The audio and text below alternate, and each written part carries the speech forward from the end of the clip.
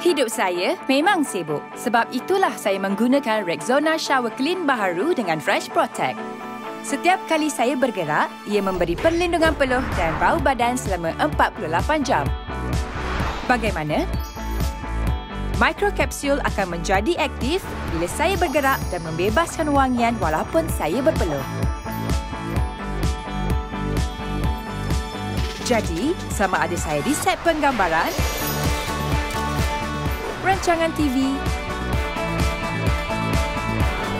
atau bersama peminat, Rexona tak pernah mengecewakan saya. Segarnya. Jadilah segar seperti saya. Rexona Shower Clean baharu dengan Fresh Protect. Perlindungan ekstra untuk setiap pergerakan anda.